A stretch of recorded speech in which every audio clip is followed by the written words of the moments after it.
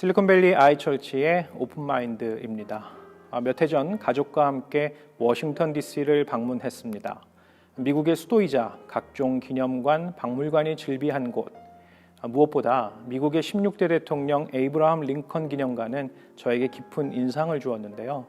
1922년 완성돼 많은 이들의 사랑을 받아온 링컨 기념관의 외관은 길이 60m, 넓이 36m, 그 주위를 둘러싼 30m 높이의 기둥 38개로 이루어져 있습니다. 마치 고대 그리스와 로마 제국의 건물을 연상케 하고요. 내부에 자리한 링컨 동상은 175톤에 달하는 그 무게만큼 위엄을 드러내는데요. 그것을 떠올리며 스스로에게 묻곤 합니다. 사람들은 왜 이 건축물을 그토록 찾는 것일까? 링컨의 조각상 이 조형물 혹은 형상이 지닌 의미는 무엇일까? 대답해 본다면 링컨 기념관과 그 조각상이 사랑받는 이유는 그 형상을 통해 미국의 비전과 통치 이념, 지키고 따르고자 하는 가치를 알 수 있기 때문입니다. 바로 자유와 평등이라는 가치 말이죠. 사실 형상과 조형물은 통치와 다스림이란 것에 연결되고요. 놀랍게도 성경이 전하는 하나님의 창조 이야기 속에도 등장합니다. 창세기 1장 27절 말씀인데요.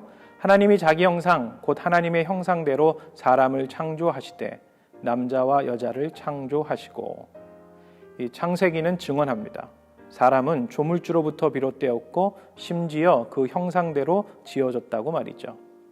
그런데 좀 헷갈리는 것은요. 형체 없는 하나님, 자신의 형상은 새기지도 만들지도 말라 명령하신 하나님이신데 어떻게 그분의 뜻 안에서 하나님의 형상은 무엇을 의미하는 것일까요? 말 그대로 하나님의 형상이란 닮은 꼴을 뜻하며 사람은 곧 신의 형태 혹은 그 이미지라 믿던 시절이 있었습니다. 그런데 구약의 전문가들은 하나님 형상의 해법을 앞서 말한 통치 개념에서 찾으라 권면합니다. 마치 링컨 기념관과 그 조형물이 전하는 그것처럼 말이죠. 따라서 하나님의 형상대로 지어졌다는 건 하나님의 세상을 향한 통치와 다스림에 사람 역시 동반자로 부름받았음을 의미합니다. 여기서 깊이 생각해야 할 것은 하나님의 통치 행위에 초대된 사람은 단지 극소수의 특권화된 계층 혹은 높은 신분을 지닌 사람이 아니라 이 땅 위에 존재하는 모든 사람이라는 것이죠.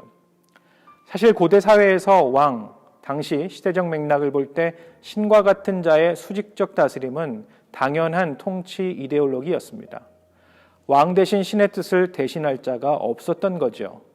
하지만 성경이 전하는 창조 이야기는 사람 간 높고 낮음이란 계급가치를 뒤집어 버립니다. 이 놀라운 영적 메시지는 그리고 지금도 유효하고요. 최근에 저희 아이가 한국을 방문했습니다. 제가 생각지 못했던 소식이 들려왔는데요. 잘생긴 저희 아들이 저를 닮았다는 겁니다. 심지어 똑같다라는 말까지 전해졌습니다.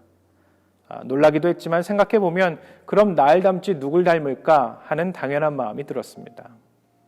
여러분, 사람은요 하나님을 닮았습니다. 그런데 그 형상과 외모를 닮지 않았습니다. 이 험하고 힘든 세상을 회복하고 구원하시겠다는 하나님의 선하신 뜻에 초대되었다는 점에서 우린 하나님을 닮았습니다.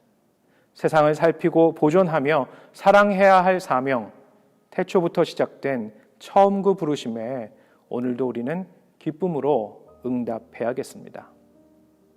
오늘의 오픈마인드였습니다.